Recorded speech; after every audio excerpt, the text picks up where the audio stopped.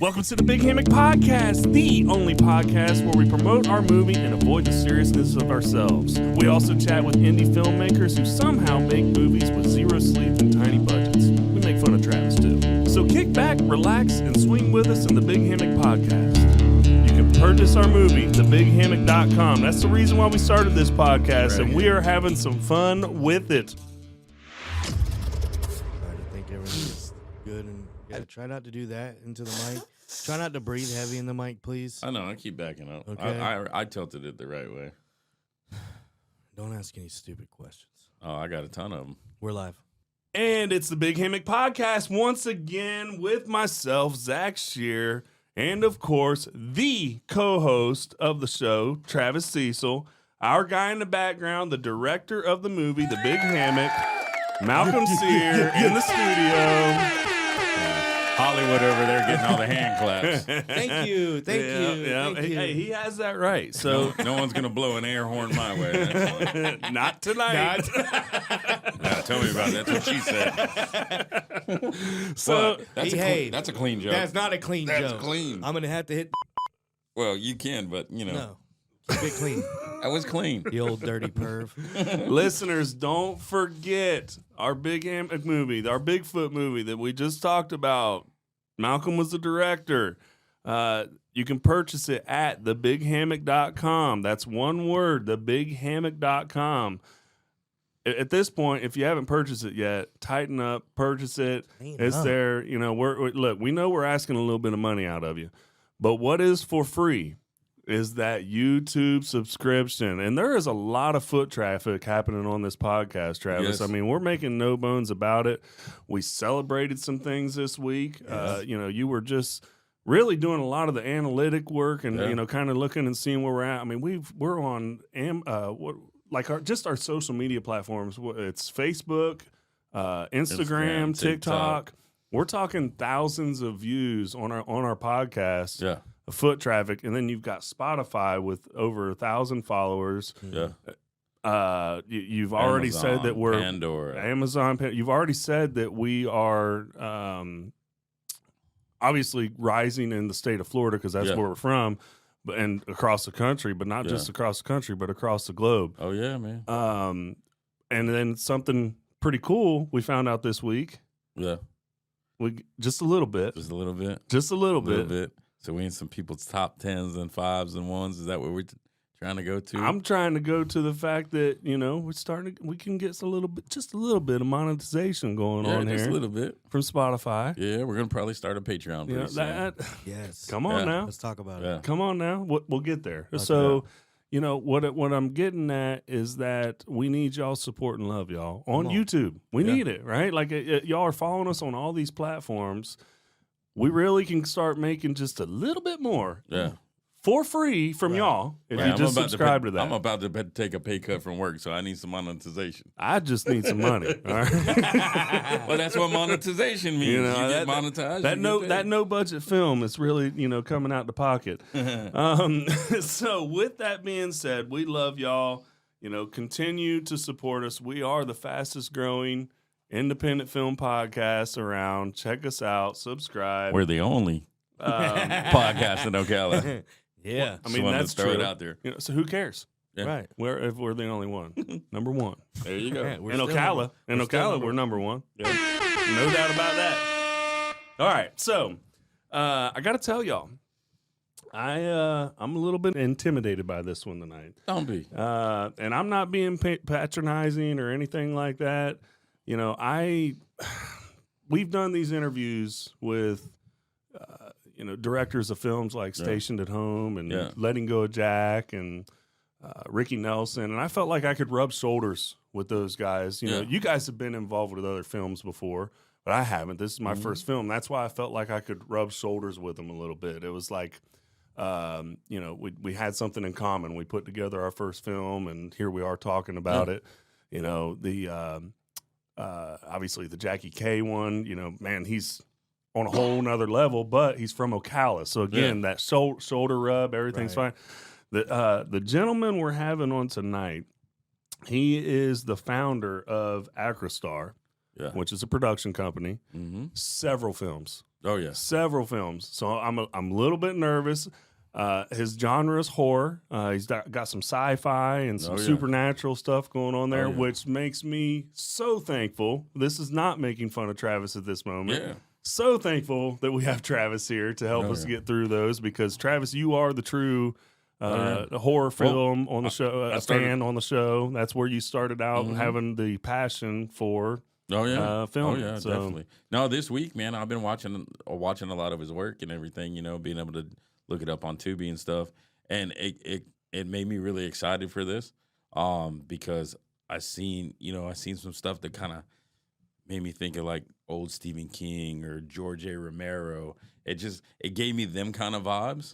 So I don't know if I'm even close. So maybe our guest will be able to tell us tonight. But that's the way it made me feel, man. It gave me that fun time. Like my son, my 4-year-old, sat down and enjoyed it, and it brung back my childhood. And I know probably I don't think 4-year-olds should be watching it, but No, the Travis, they excitement- shouldn't be watching. But the excitement on his face, man, when he seen these zombies coming out, man, it was just like, All right. I mean, it's your Well, kid, to each your own. Hey, but, we you got know. him on the edge of his seat Yeah. waiting in. Listen, they're based out of Chicago, specializing, again, like I said, in horror, supernatural, sci-fi films. Acrostar Films, or Acrostar Production is the name of the company. Several films. Welcome to the show, the founder, Steve Hermann.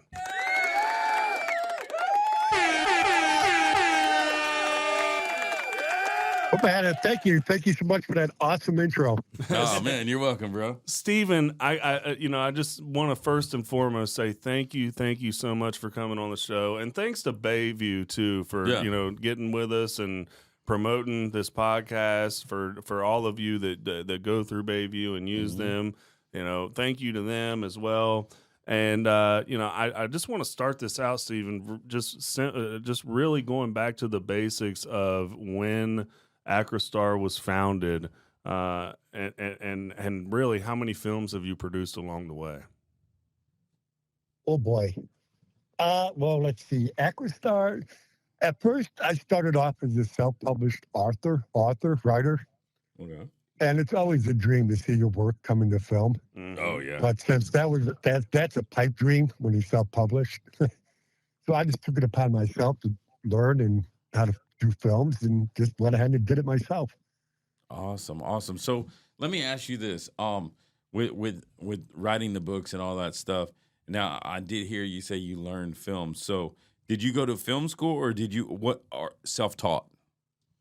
Self-taught. YouTube Okay. is my friend. Oh, okay. So me and you went to the same university. That's awesome. Yep. YouTube Nice. University. Nice. Yeah. That's what I was telling these guys when I was learning about film. Actually, it was so crazy. Like I listened to a podcast, and it sparked my interest. They started talking about filmmaking and how to make films and different things like that. And then I started hitting YouTubes and the interwebs, and it just felt like I got more education that way than if I'd have went to Full Sail or something and dumped my money off into that. So I could Exactly definitely- right. It was all free. So Steven, when was that exact? Like, when did you pick up the phone and start watching the YouTube, or was it even as far back as like you had to watch it on a computer? To learn filmmaking, Yeah. it was a little bit of both. Nice. It was a little bit of both. I mean, I had a style that like a Quentin Tarantino style, kind of. It's Mhm. most of my horror, but some of it's kind of Steven Spielbergish. And that's when I started learning about their styles. And I Okay. went to YouTube and started learning up on them and how they filmed and what their styles were like. Nice. But in the end, it all really just comes down to what your style is. Yeah. You got to have your own voice, Exactly. and I think you did that with your zombie film, man. Go ahead and go back to the name. It's messing me up because I can't get it off. The Attack of the Corn Zombies, correct? Right. Yeah. And that was actually inspired off Tarantino's, Planet Terror. That 70s Grindhouse style. type film. Yeah, no, I could. Yep. I got that from the very beginning when I was watching. Because I love the atmosphere. You had it back in the 70s style. You kind of made it look like you shot it in a Super 8. So it drew me in even more. And even watching the character development, like you had the little hippie crowd, you had the one girl, she was tripping off the acid and different things like that. Like, bro, I loved it. And just like the greasers, I don't know if that's what you was kind of going with, like the like Yeah. preppy girls and stuff like that. Like I was really getting that. It was kind of hard trying to figure out like how they all got together, but I loved how it didn't take long into the movie for it to pop off. Like you seen that nice intro, everybody at the corn festival, they're tearing it up, they're eating it, they're enjoying it. And within the first 10 minutes of the movie, we already have zombies. And I was just like, all right. Jump on for the ride. Yeah. Oh yeah, man. It was exciting. I don't want to give too much away. I don't know how much you want me to go in on it, but no, I thoroughly enjoyed it, man. And another question that I had for you. What was this decision to go back and kind of do like Romero style and have slow walking zombies? Because that I haven't seen in a long time. And I was all in awe when I seen that. It's such a mix. I mean, Yeah. I like both. I like when they can run. It Yeah. makes it more terrifying, and I like when they go slow. So I merged both of them in that film. Yeah. Yeah. And They that were was runners and slowers. Yeah, and that was surprising to see because like when your main like little hippie crowd was going downtown and all that, and then they slow walked around the corner of the building, and all of a sudden you had 2 or 3 of them that just broke through, and I was like, whoa, he got me out of nowhere on that. Like I wasn't expecting that to take off. Right. I mean, you got your zombie purists that will get mad. It's like, oh, they can't run. But Yeah.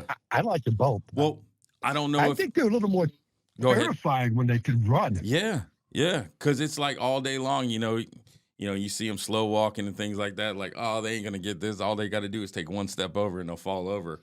But I mean, you get that one that comes around the corner and just runs and comes at you. Like that's edge of your seat. That's gonna scare you. And then you also added a little element to where it seems like they had a little thought process because there was a couple of them that actually knew how to turn the doorknobs and open the doors. So that's something that I haven't seen in a movie. Normally they'd be breaking down a glass or trying to go through a wall. And I did see that like towards about the middle of the movie when they was trying to run up them stairs. So I was just wondering, what was your take on that? Was you wanting to give some of them some more thought, like they were still type of humanish? Yeah, and it was also kind of like a plan going forward Okay. for the next set of movies. All right. All right. Yeah, because that's what I was seeing. Like I could see the growth. So I went from that, and I'm almost done with the sequel of that film. I got about halfway through that. It's just been really busy at work and all that stuff, but I do plan on finishing it tonight because I could see the growth. Like you took it from like maybe that 60s era into the 70s era, and it all kind of like it fit because it was still in that same world that you developed. Mhm. And then don't get me wrong, I want to say it was like in its sequel right when they met that like the family and everything when they come up to that like compound, that house, when they was having that conversation talking about they found the little girl in there and then 2 other people. Is that a throwback to the original from that original house where they was hanging out and having that party? You got a great eye for detail, my friend. I thought That's so. exactly I thought right. so. Yeah. And then I had one other question that Man, let the man talk. You're just Well, geeking out over here, bro, bro. Let bro, the man talk about his movie, bro. we'll let him talk, man. I was No, excited. it's okay. Man, I'll just take it all in. It's cool. Yeah. man, No, cut I'm- him off at any time, please. I can't stand listening to him talk. All right, I'll let y'all ask a question. I'm just Go kidding. ahead. We got questions, but we'll let you keep going, Travis.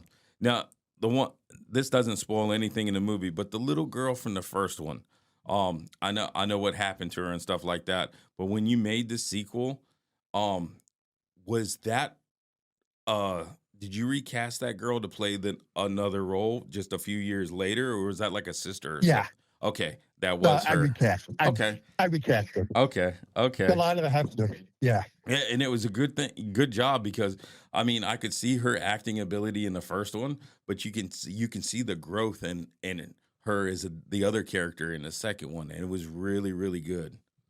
Yeah, she's a really great actress. A great young actress. Nice.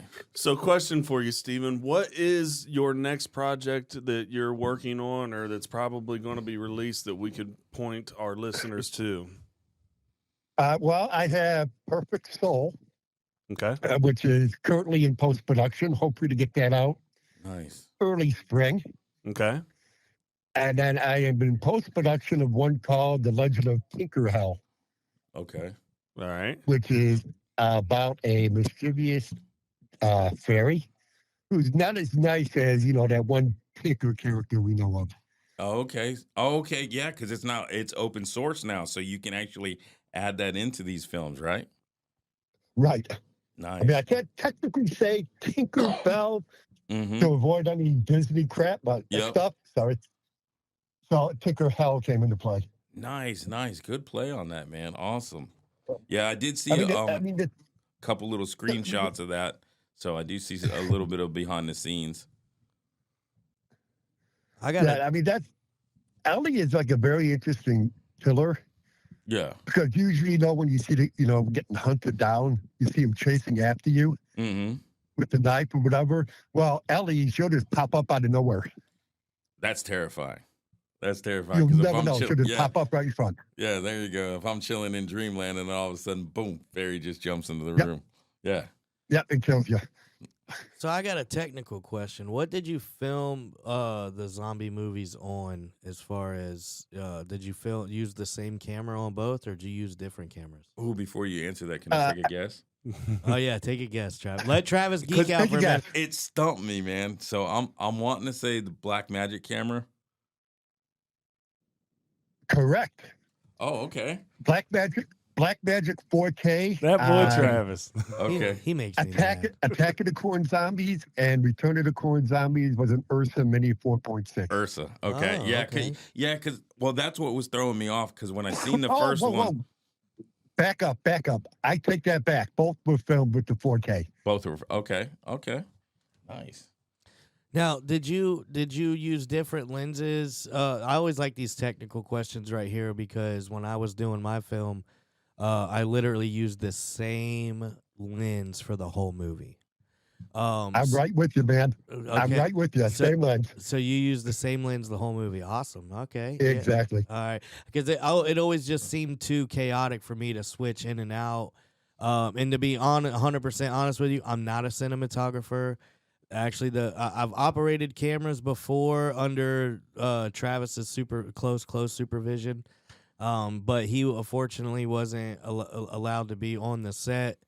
We couldn't afford him. We couldn't afford him. He's got a high price on his head, but so it was a lot of phone calls, and and I just stuck with the one lens, just so it made it easier.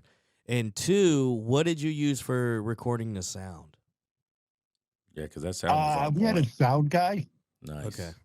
For the first one, Attack of the Corn Zombies, the mic was actually fed right into the camera. Oh, okay. Wow, you couldn't even tell, man, because I had my surround sound cranked up. So bravo on the sound recording on that. Now the Black Magic, correct me if I'm wrong, but doesn't it have an XLR input? Yeah. Yeah. Yes. Okay. Yes, it does. So you went straight into And- that. Right. And the Return of the Corn Zombies, we had a sound guy on set. Yeah, because that's the other thing I was going to ask, because it seemed like, the production value went up a little more on the sequel. Now, not to knock the production value on the first one, No, I because know.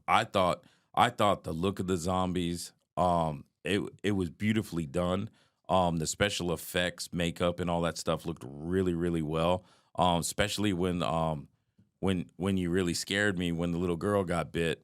And then they're in the bathroom, and you're looking at that. Spoilers, bro. Spoilers. Well, it's been out for a while. Man, you got to say spoilers before you do that stuff. All right, but still, bro. like they're in the bathroom and they're looking at that infectious bite, and he had like little pieces of corn coming out, and it was just like that. That was something different. That was Beth Metcalf. Okay. I mean, she's been with me since the beginning. Wow. She's awesome. I want to talk a little bit more about the production side of things as far as Acrostar goes, Stephen, and really ask more about your crew, and what all is involved with who does what on your crew. Well, Ann Mirna, she's the producer on everything I do. She's the one that handles all the grabbing up the money, searching out locations, Nice. because he gets to handle all the fun stuff. But no, I don't know. You're the one Then on the I have- podcast. Well, she's gonna be on the next episode. She's Yes. gonna be on Monday. Yeah, So oh, yeah. then I got Mark Bush. He's the one that does the sound, Okay. and Edward Grant. He does the music. Whole And nother that's my level crew. than us. Like we Yeah. we got one man. You know the what TV show was that? Was that Andy Griffith? It was the one guy was the judge. He was the sheriff, the judge, and the executioner. I don't know. You know what I mean? But all the roles in one. Well, that's kind of what SFN really is. But, that's definitely how the big hammock took place. So that's pretty nice having your own crew on standby, ready to go at all times. Now, But go ahead. But the editing and coloring, I do myself. Okay, Very good. nice. Yeah, it's nice to keep that in What house. do you use to edit? Da Vinci. Oh, wow. Okay. All right. So let me ask you this: have you ever used Premiere? No, I haven't. Oh, okay, so you've only studied Da Vinci because Yes. I've been on Premiere now for almost like 12 years. Like that's all I know. And the first time I seen Da Vinci, like it blew my mind because most editors, you can pretty much grab one program and then jump to the other. But like I said, the first time I ever jumped in Da Vinci, I didn't know where to start. I had to learn what nodes was. I didn't even know how to tie them all together. So bravo for doing everything in there because I'm telling you, I think I would have had to go to school for another 3 years to learn that program. I just like it because the coloring is fantastic. Yeah, now I have seen a lot of tutorials on that. So yeah, there is a lot of stuff that you can do a lot more in Da Vinci than you can Premiere Pro. I will give it to you on that. Because, yeah, you can definitely set up different layers, different nodes, connecting things, work on the shadow and then the lighting. So, no, definitely bravo on that. Who would you say has been your major influence? You said, who did he say earlier, Malcolm? You like his movies. Steven Tarantino? Spielberg. Mhm. Tarantino, yeah, Tarantino. Is that who you would say has influenced you mostly along the way, or anybody else? I would say those two. Nice, Okay, gotcha. nice. Well, you could definitely pick up some Tarantino. That's what threw me off a little bit. But with the dialogue and everything, the way these characters were talking and the way it brought you into the movie, it seemed like he was channeling that. So that's really awesome. I'm a big Tarantino fan too. Your future projects, are you going to switch up the camera? Are you gonna stay? Are you gonna stay with the black magic?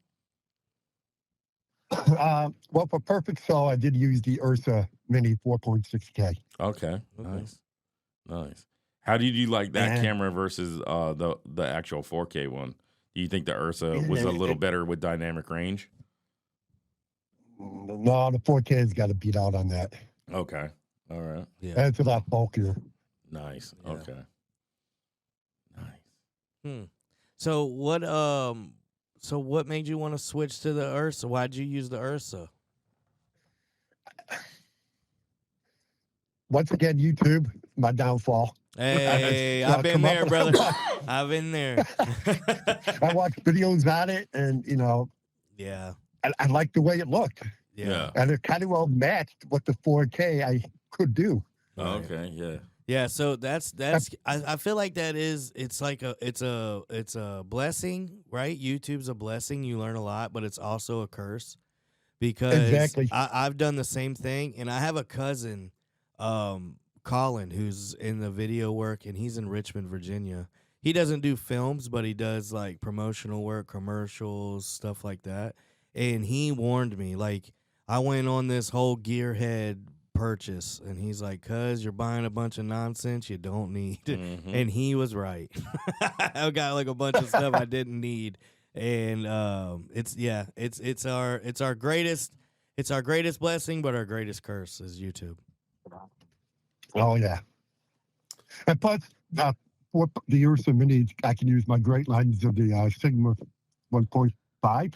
Oh, Okay, nice. yeah. With Yeah. 2.0 I and I have a question. It might be a little too personal. What as far as being in the film industry, what is your ultimate goal? Within the next couple of years, whether it's a 5-10 year plan or whatever. Where do you see yourself in the film industry in the future? Still going strong. Of course. Maybe hit it big. Maybe a film studio like Shutter will buy one of my films and give it major release. Nice. Yeah. Like Good Boy or that one film that it was just the kid stuck in the house. I can't think of the name of it. Are we talking about Hereditary? No. It was an indie film that Bayview actually picked up. Shermarink. I can't. Yeah, that's it. Shimmerink. Shimmerink, like yeah. that. Yeah, no, I was very surprised. Like, I seen how fast that blew up on Twitter. And then when I seen Bayview's name come across that, like, I was like, oh, bravo. Because, I mean, I didn't see that one coming. So I'm a big fan of that film. I've seen it on Shudder. There was a limited release. I got to actually see, I want to say, yeah, there was a limited release where we could go see it here in Ocala. Oh, yeah? Yeah. Here's the thing: you're making Travis look way too good on this episode, and that's just not how we do things on here. We actually try to make him look as bad as possible. I'm gonna be honest with you. I'm leaning all in on Travis on this one. You're making him look too good. No more horror films on the podcast. It's just my thing, man. I mean, I love it. I'm a big fan of zombie films and stuff like that. I loved it. To me, it's hard to compare zombie films because I grew up in what Romero did, and then all of a sudden, you got some of the people that was behind Romero's film that jumped into The Walking Dead and just elevated it to another level, and it was like, how can you ever compare to that and try to pull it off? Because they've even done local zombie movies around here, and it just didn't feel like that. But watching your films actually made me feel that like that kid again, that little kid that was just excited and watching these films, and I mean, you brung all of that back. So, that's a great compliment to, like, it's like we're not trying to top one thing, but you also made it differently. Like, I mean, to spray the chemicals or whatever. What was it? It wasn't the chemicals. It was something that was put into the seeds to make it grow faster, right? And that's what caused the reaction. Yeah, it's the fertilizer. So, I mean, there you go. That you invented something new that hasn't been done. And the fact that they, you'd have stalks coming out of their head or out of their arm and things like that. Like, I mean, it was something new and something fresh. So, and that's always a compliment for me because there's so many times where people can copycat something. But to create something new that's been done over and over again, I mean, I got to tip my hat to that.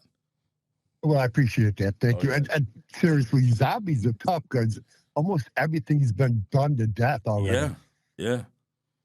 And it just, I don't know, man. I loved it. I really did. Well, I feel like when it comes to the zombie genre, at least for me personally, I've always been a zombie movie fan. Mm-hmm.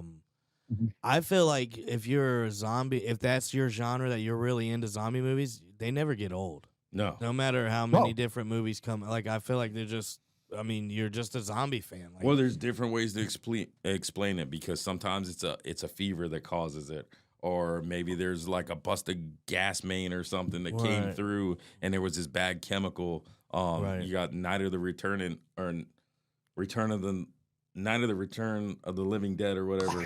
It's so hard to say that one. Yeah. Where it was the chemical stuff and you had the army coming in there and then a little bit of that stuff got spread out throughout the town and that's what changed them. So it's always nice seeing just that little bit of something extra that goes that, different way. And you're right. And I think that's why the genre of zombie movies, the real fans, they'll never get tired of it. But then, like you said, when The Walking Dead had came out, now The Walking Dead, what it did is it brought your general audience that just likes TV show drama in general, that wasn't necessarily zombie fans. And whenever they start watching it, they got burnt out on it, right? Because they're like, oh, it's a TV series that went on forever.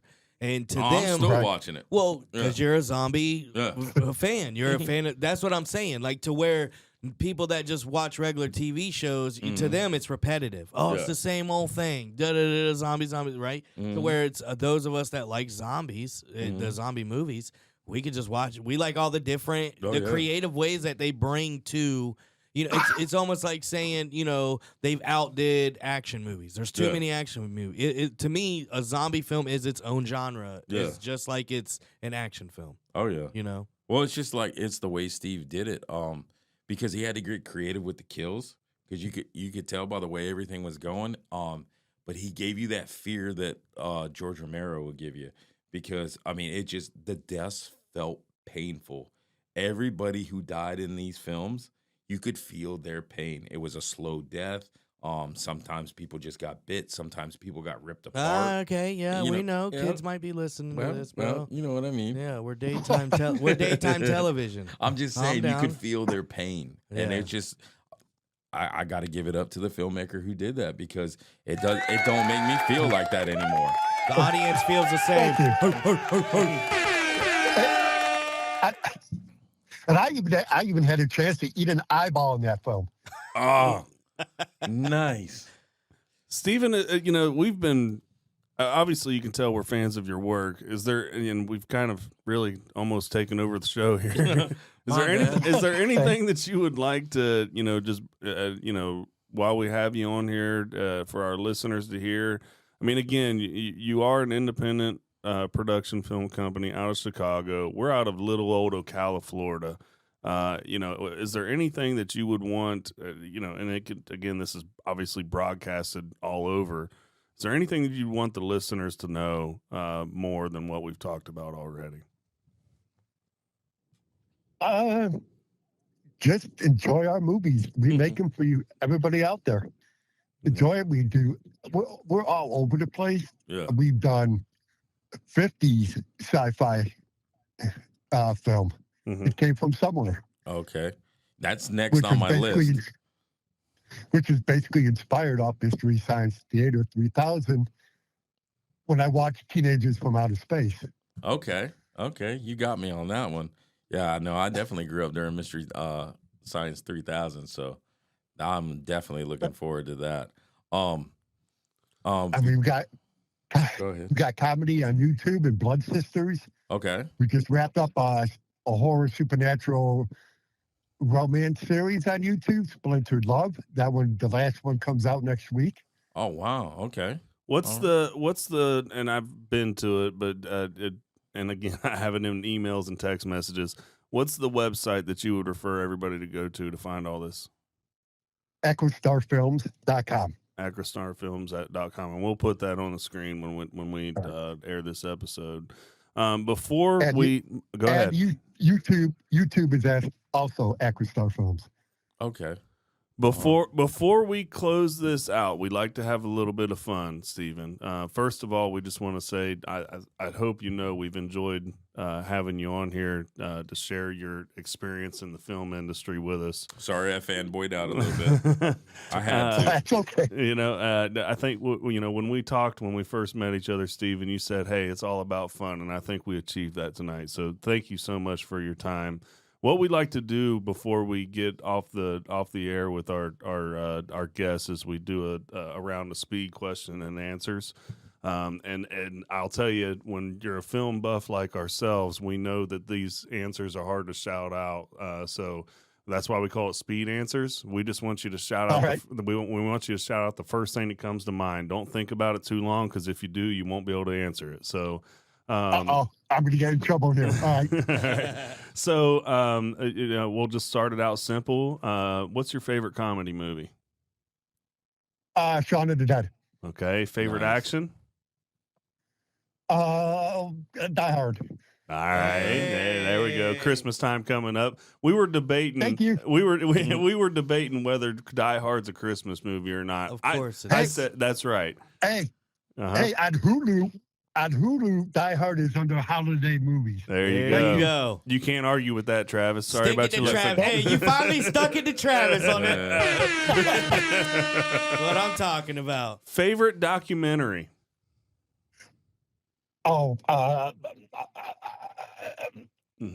See, you got to shout it. What was it? The Making of Jaws. Okay. Nice. There All you go. All right. Here's a fun one that you're going to, again, or shout it out as quick as you can. Otherwise, you're going to get stuck. Favorite horror? Genre or film? Favorite horror film? Exorcist. Okay. Nice. Favorite zombie film? Oh, Shaun of the Dead. Oh, Okay. okay.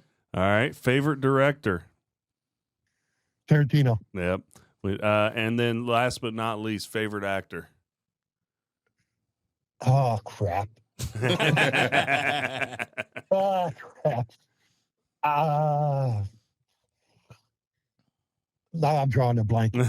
We always get them with that one. I know. That's a I hard might one. just have to take that one out. You know? No, No, we gotta keep I it in mean, there. it's hard to that's a choose. tough one. It's hard to choose. There's a lot of good ones out there. Well, I mean, the first thing that when he said that, Evil Dead came to mind. So There I'll you have go. to say There you go. Bruce. Bruce Campbell. What's his name? Bruce Campbell. Yes. there Thank you you. go. Very cool. Well, again, Stephen, we just want to say thank you so much for coming on the show. We've really enjoyed it tonight. It's been a lot of fun. Sorry, Travis did all the talking. That's all right. Let me get off my high chair here. There you go. There you go. They do that to me Well, all I the time appreciate too. it, gentlemen. What I they appreciate it. what they do is they blow my balloon up and then suck the air right out of it. But I can It's their job. I can assure you, Stephen, we won't suck the air out of your balloon. We really, we admire what you've done in the industry. We're looking forward to seeing future projects. And again, listeners, don't hesitate. Go on acrostar.com, correct, Stephen? Acrostar.com? I think it's Acrostar Films. Acrostarfilms.com. And then their YouTube page. And then their YouTube page. So, again, thanks again, Stephen, Yeah, so thanks much a for lot, coming man. on the show. We appreciate you. And if there's any future projects, you mentioned that you've got a couple in the works right now. One might be, possibly be released in the spring.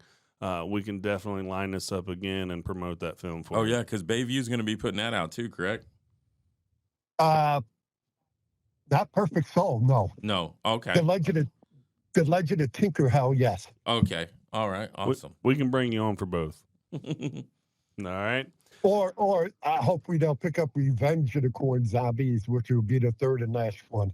Oh, there's going to be a That we're third hoping one. to film they're hoping to film in July. A trilogy. Nice. There you go. All right. Well, you already got my money, so yeah, I'm coming for that one. All right. Thanks for coming on the show, man. Thank you, Stephen. Thank you so much, guys. I truly appreciate it. Have fun.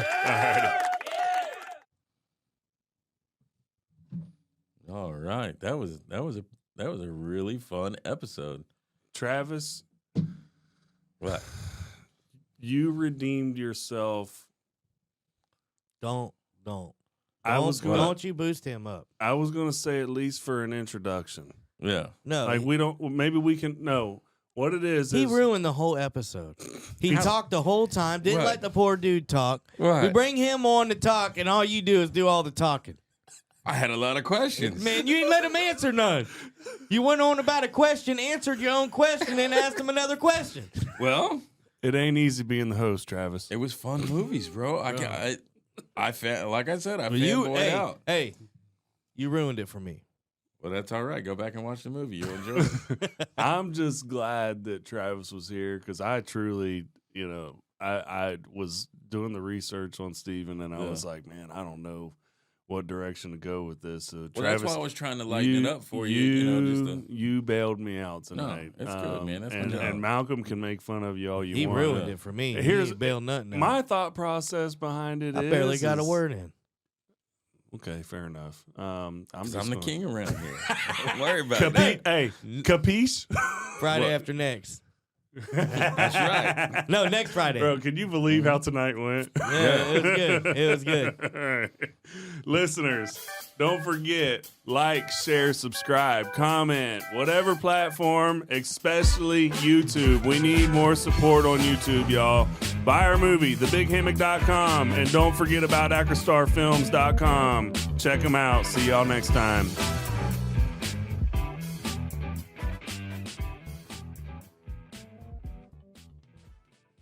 Don't do it, Malcolm. I can't stand you. I know.